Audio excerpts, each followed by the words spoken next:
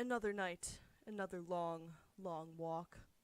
Despite the blisters, you've started to feel truly optimistic.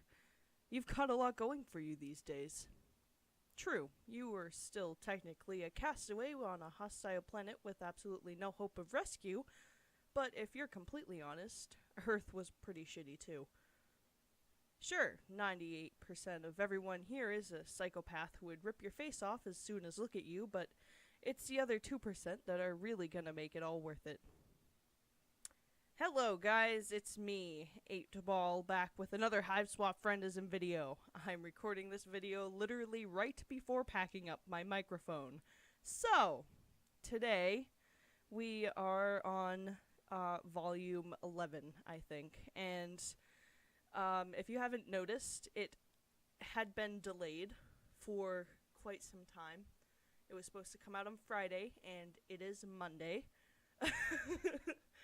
But here it is. I was very excited to see this one come out because Malik is hot. I love him. I don't even know anything about him, but look at his face. Just look at him. He's beautiful. Unfortunately, today we are going with Lynera. Lynera? Lynera? It's gonna be Lynera, because that sounds cooler. She looks, like a bitch. So, without further ado, let's, predict what this fruit is going to be. And just from what I've seen of her, which is right here staring at me in the face on the screen, this root's probably going to go bad. So, let's get started here. You've had such good luck making friends lately that you feel almost popular, but at the same time you feel a strange sense of loneliness that new friendship doesn't seem to penetrate. Maybe being the only one of your species light years away from home is starting to catch up with you. Or maybe you're just starting to understand why popular kids in movies sometimes seem so sad. A number of trolls now like you, but do any of them truly know you? What you wouldn't give to hang out with someone you have real history with, someone whomst you don't have to do the introductory dance of, yes, I'm clearly an alien, no, I do not know what's going on. Someone with whomst you would reminisce about old times, someone whom you've hung out with more than once. Right now, you're on the outskirts of town and rocky outcrops surrounding you are familiar. And the rocky outcrops surrounding you are familiar. You're pretty sure that the entrance to the brooding caverns is around here somewhere.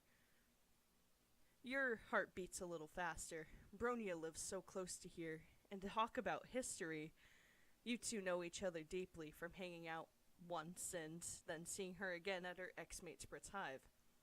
Plus, you have a phone now. You have the power to text first. You get out the phone Camille gave to you and look at it. And look at you go. Reading an alien language and operating alien technology just fine. Does it make sense that you've learned how to read a new alphabet in weeks without anyone teaching you?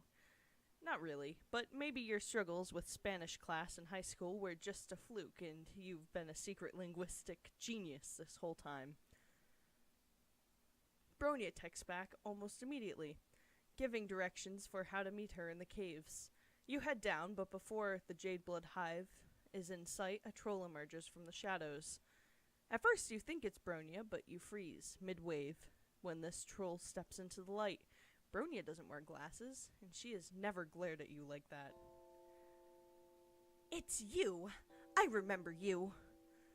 You were down here a few weeks ago, bothering Bronia and distracting her when we almost had the loosest stampede. Ouch. Is that really how Bronia described your adventures together? Maybe it's silly or something. Maybe it's silly for something that small to hurt your feelings when another recent friend nearly got you killed in a clown church. But you like to think that you and Bronia formed a real connection. She never made you feel like you were bothering her. A real connection? Is that why you think you can just come down here and text her? Holy shit. Is Lanira reading Bronia's messages? Does Bronia know she's been doing that? That's none of your business. Bronia and I are best friends. I'm just looking out for her. She has a lot of Jade Blood responsibilities and doesn't need anyone shifty coming down to disrupt her.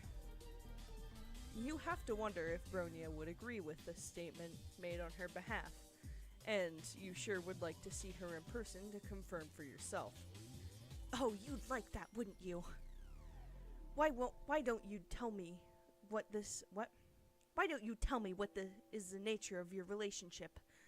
Why should I allow you to hang out with her, as your text message so boldly suggested? Bluffing has saved your ass in some bleak situations before, but you could also go on the offensive here.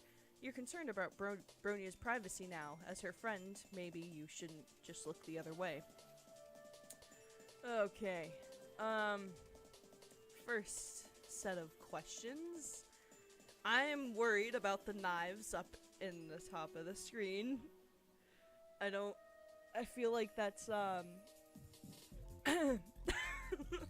it's giving me flashbacks to Boyfriend to Death. I'm sorry. Alright, well, that's pretty straightforward. Don't get her too angry, I guess. What right does Lyra have to creep on Bronia's phone? Let's go with that. Oh god. Here we go! Oh shit, I didn't save. That's okay. I can go through it later. You puff up with all your self-righteousness. With all the self-righteousness you can muster. The nature of your relationship with Bronia is between you and Bronia, and you're not doing anything suspicious by wanting to see your friend. In fact, it seems a lot more suspicious that Lynira is trying to intercept anyone who messages Bronia. What possible reason could she have to justify that? Well, I never! As I said before, I am Bronia's best friend. I take our relationship, my responsibilities as a friend, very seriously. You press the issue, narrowing your eyes and crossing your arms over your chest. Her responsibilities as a friend, huh? Sounds kind of fishy. Fishy? Are you serious right now? Are you really coming down here to make fish puns like some kind of sea dweller? That's so suspicious. Who knows what Bronia decided to show you when you tricked her into trusting you? Not that we have anything here to hide. Who knows?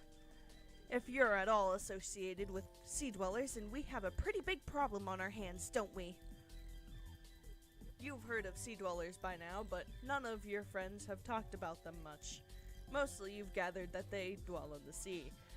You don't know why it would be extra bad for you to be one of them, but it's clear you need to backpedal.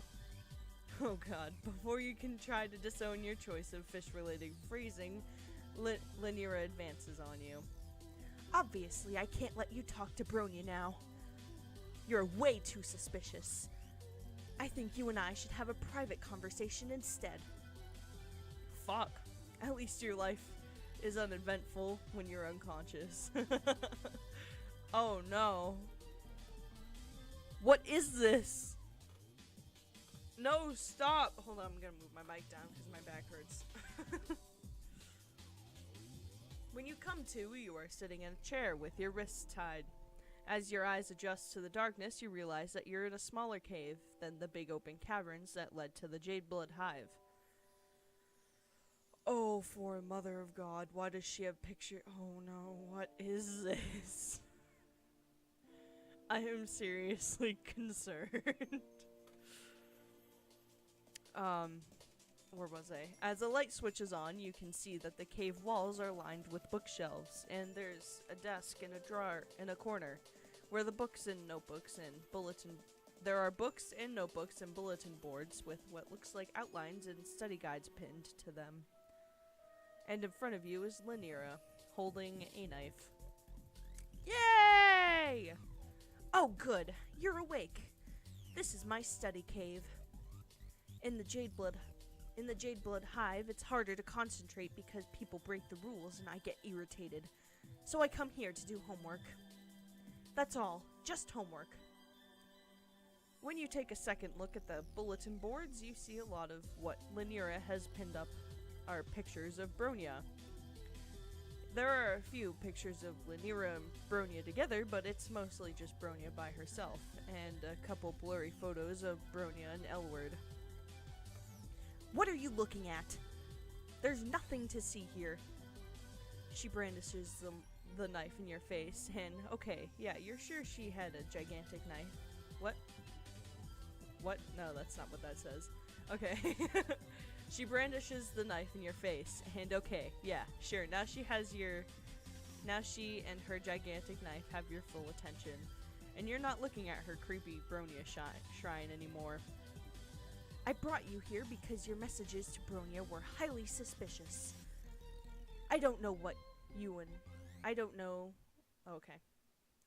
you and I don't trust you. You could be trying to see Bronya for nefarious purposes. So I brought you here to vet you. Now we can talk about what your real intentions are. So, you're definitely going to die in this cave, held captive by an unhinged Jade Blood, who is convinced of your guilt from the moment you dared to text her best friend.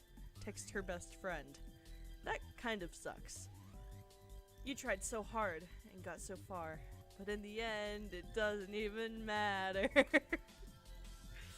Oh, come on. Stop playing the victim. If anyone is the victim here, it's me. I try so hard to be there for Bronya as her best friend, but she doesn't even... Lanira stops abruptly, and you see her lower lip start to tremble before she turns her face away from you. The sharp tip of her knife pointed at your throat drops a bit. Its dejected swing takes it dangerously close to your navel. And you try to subtly lean backwards in your chair. Lanira interprets the noise of distress that escapes your mouth as a noise of sympathy. Oh, it's fine, though. It's really fine. Our relationship is great. I wouldn't change anything about it. As long as she doesn't have any other friends. Because I'm her best friend, and I should be the only one she needs. Oh, fuck! Lanira's knife is now completely lowered, pointing at the floor. She gives you some hope. That gives you some hope. She seems to have forgotten about her Sea Dweller suspicions. Maybe if you can keep her talking about Bronya, the whole stabbing... oh my god, I need to slow down. I haven't done this in a while. Maybe if you can keep her talking about Bronya, the whole stabbing notion can be taken off the table, and she might even let you go. You rack your brain for all the knowledge of Alternian relationship dynamics that you've managed to compile during your time on this planet. Best friends. They have a special word for that, right? You tell Lanira that you're sure Bronya doesn't need anyone else.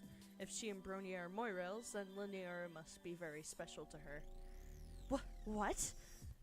I never said that we were Moirels. That's not even a quadrant I want her in. Not even the quadrant I want her in. I mean, never mind that. How dare you make assumptions? Hello, knife point again. Oh shit. All you meant to say was that you thought her relationship with Bronya was probably fine. You thought her relationship with Bronya was probably fine. You figured that they must be in a quadrant together because you're a clueless alien. You're bad. I get why you would think that. Ugh, it's probably so obvious that my feelings for her are very red. Oh. Lanira hangs her head and her shoulders shake. Tears roll down her cheeks, dripping onto her crisp shirt collar, and the knot on her jade green tie. I know I don't have a chance. She doesn't think of me that way. I'm her loyal friend and second in command. That's all I'll ever be, no matter what. And I try to do a really good job at being her best friend. Because what else can I do If I'm her best friend, then at least I'm still in her life. At least I mean something to her. Maybe it's the fact that Lanira's knife hasn't come close to any of your major arteries for a hot minute, or maybe it's the tears. Either way, you feel sympathy encroaching on the monopoly that abject terror and previously maintained on your brain's economy. You've acted that last message though. What? You've acted as a verbal sounding board or a sympathetic ear for some of your other troll friends while they dealt with the crises of various kinds, slipping into the role of therapist for someone who's holding you hostage at knife point is a new one for you, but unfortunately it's not that much of a stretch. It seems like young trolls on Alternia have to deal with these heavy life issues all by themselves, feeling so alone that they're willing to turn to an alien stranger to help them work things out. Then again, maybe life is that grim and isolating for human teenagers too, and you just never noticed before. Maybe everyone's too mired for their own shit to look up and realize that the moo beast of fecal matter is waist high for everyone around them too. You clear your throat and speak with as much consoling gentleness as you can muster while your head still throbs from where Lanira knocked you out. It seems like trying to be Bronia's best friend isn't making Lanira very happy. Of course it isn't making me very happy. I can't keep her from having other friends, no matter how hard I try. And she's amazing, so of course everyone wants to be her friend. Including you, apparently. You barely even had a chance to miss that knife before it's waving around again. Yikes, your friendship with Bronia is nothing like her relationship with Lanira. You don't count as any kind of competition. Bronia is one of many friends to you, and while you cherish her and support her endeavors, you appreciate the joy and fulfillment that can come from having many different friends instead of depending on a single person to meet all of your emotional needs. Sounds fake. Why would I ever want any friends besides Bronia? She's my whole world. Okay, but it seems like it's painful for Lanira to be relying on Bronia for her whole world when Bronia isn't doing the same in return. Has Lanira ever talked to Bronia about any of this? No. Never. I am terrified to tell her how I feel. Being her best friend feels awful, but losing her would be so much worse. I can't take that risk. But if Lanira never talks to Bronia about her feelings, she'll always be unhappy because she wants more. Even if she thinks that it's unlikely that Bronia feels the same way, maybe open communication with her friend could help Lanira process her feelings and move on. Where's the fucking horn pile? You know that Lanira has a big heart, her blood pusher, and many fine qualities that she doesn't deserve. And she doesn't deserve to be stuck in this unhappy, unrequited relationship purgatory forever. Wow. You really think I have fine qualities? Oh, she's smiling. You try very hard not to think about the glint of the knife. Sure, Lanira has positive qualities. She seems loyal, well-organized, and studious, and caring. Some troll out there is going to want the same kind of closeness from her that Lanira is looking for, and she owes it to herself to take actions that could lead to happiness instead of being stuck in a sad situation forever. I don't know. Maybe you're right, or maybe you're wrong. But I don't want to move on. Even if I know I should. I just want to be with Bronia forever. Lanira crumples to the ground, dropping the knife and sobbing into her hands. It's hard to watch someone in this much distress and not want to help them. But on the other hand, her misery has distracted her, and this might be your only chance to try and escape. Oh, I'm gonna be the good person and attempt to comfort. You remember what you did for Polypa when she was upset. Sitting in a chair with both hands tied behind you doesn't make for an ideal shoosh-papping conditions, but maybe you can approximate the gesture. Lanier is huddled, crying on the floor, and you think that you could maybe get close enough to lean your knee against her back or something. Hopefully that will be interpreted in the same way as the classic palm-to-cheek move. You inch your chair closer to her, but you lose your balance and wobble and then topple forward. Laniera's discarded knife is right there, sharp edge, ready to plunge right into your incoming soft body. But then Laniera moves quickly and grabs your chair and saves your life. Oh shit! That was a close one. You really could have died. She stares at the knife with huge round eyes, clearly shaken up by your near-death experience just now. Considering how often you nearly die these days, you feel more blaze about it. But my back hurts. Hold on.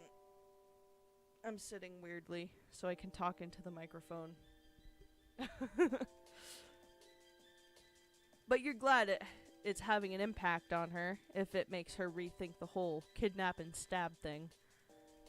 I'm so sorry. I don't want you to actually die.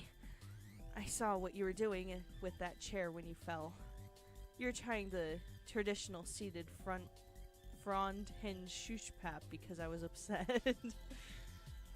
It was very kind of you to try and console me. I never really thought you were a sea dweller, you know. Maybe what I'm doing is wrong. Wow. All the knives are gone. How the fuck did that happen? How did I pull that off? Laniera sets her jaw with conviction and with one slash cuts you free of your bonds. You get to your feet, stumbling a little bit because your leg fell asleep. You can't believe you're getting out of this situation without any blood loss. You feel positively elated about this turn of events, but Laniera still looks sad. You're free to go. You must, think the worst of me after all this. Well, you're not gonna lie, this wasn't the best start to a friendship you've ever had, but horrifying enough, it wasn't the worst. You feel for Laniera, and you want to show her how real friend making, oh god, aficionado? Real friend making aficionado gets out there and gets out there and meets people. Alright, we're just gonna go with that, because I don't know. You think making new friends could help her feel less clingy about Bronya. Oh, you would really do that for me? I'm not sure about new friends, but you seem to know what you're talking about. You don't know where to go with Laniera to teach her how to make new friends. She's probably a bit too uptight to enjoy the music clubs you've been to, and you don't think that trolls studying in the book hive would take kindly to a lot of loud, friendly conversation. You decide to go to the cafe that Elward introduced you to. Thankfully, they're not having an excessive bodily force poetry night, since you're not sure you're not sure that would be Laniera's scene.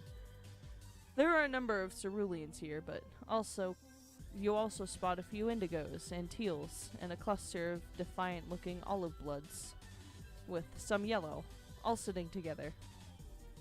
The crowd is overall less pierced and undercutted than it was when you were here with Elward, and the vibe is laid back, with all the trolls just sitting around and quietly chatting. God, I hope I don't fuck this up. You order the drinks already, taking for granted your newly acquitted skill on reading troll language. Laniera is fidgeting when you sit down with her. This may come as a shock to you, but I don't get out of the caverns very much. I don't have time. There's so much to learn about jade blood life and troll reproduction. Ambronia needs my help to maintain order. It's not very often that I have to, interact with trolls of other blood colors. You're not sure what's making her uncomfortable. The trolls around here are a lot lower than her on the hemo spectrum. Or those that are higher. You've worked out by now that jades are right in the middle.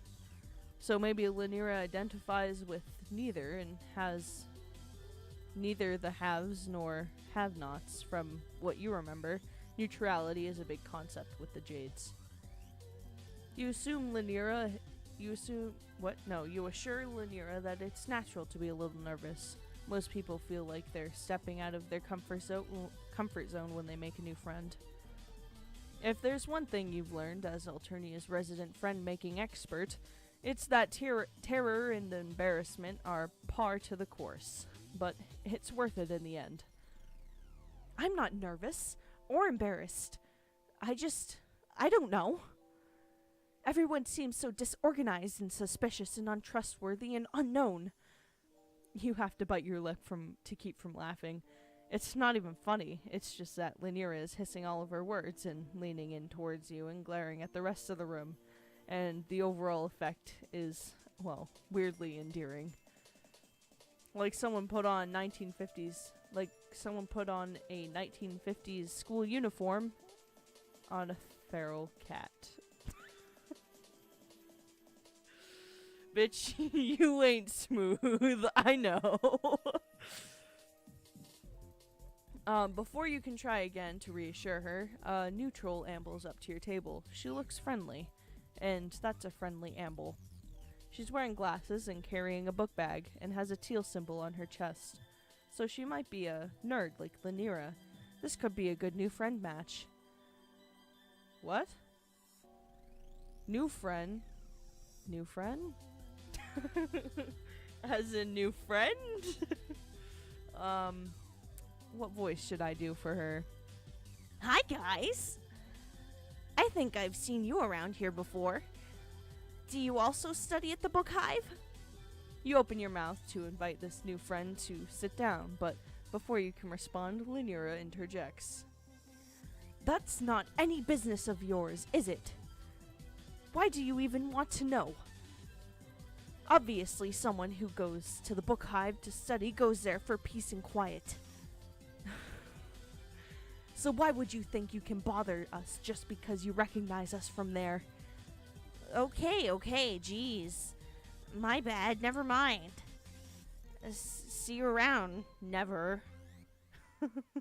And just like that, the golden opportunity for friendship has gone up in a puff of smoke. What was Lynira thinking, being so rude? Doesn't she want to learn how to make friends? I changed my mind, okay? There's no way I could be friends with any of these people here. I don't know them. Not like I know you. Oh god. You're surprised to hear that Lynira feels so positive about you when she was ready to stab you about an hour ago. She takes your hand in both of her hands, squeezing your fingers tight. I know we didn't get off to a great start, and that's my fault, but I can make it up to you. We're friends now, and we'll be friends forever. And I will cull anyone whoever even thinks about trying to fuck with you. Fuck. This is not quite the lessons you had hoped to teach her about making friends, but maybe with her fierce loyalty and possessive streak spread out between you and Bronya, Lynira could be a little more low-key about being a friend to you both. The determined look in her eyes and the ominous glint of her glasses don't seem to scream low-key, but change doesn't always happen overnight. And you believe in second chances. You believe that Lynira will be capable of a healthy friendship someday. Someday. Friendship! Oh, that's a great picture. Oh, why is there blood on her knife? And it's jade blood, too. That's concerning. Okay. So, that was Lynira's good route, I guess. my prediction at the beginning was wrong. But yeah. I'm probably going to try and record one more video after this one, because that's normally how I do it. But I hope you guys really enjoyed this video. If you did, please like, comment, and subscribe. If you would like to play this game for yourself, you could check it out on Steam. There will be a link in the description. Each DLC is like 99 cents, so it's worth paying for, in my opinion.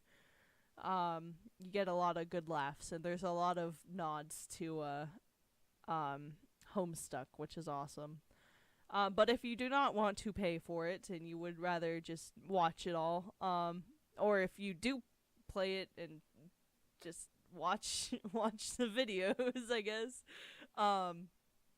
feel free to click the playlist at the end of this video, where I have over 30 videos regarding Hiveswap Friendism. Each one is voiced. The first 5 episodes suck because I didn't know what I was doing. But yeah, so thank you so much for watching this video, and I will see you all in the next one. Bye.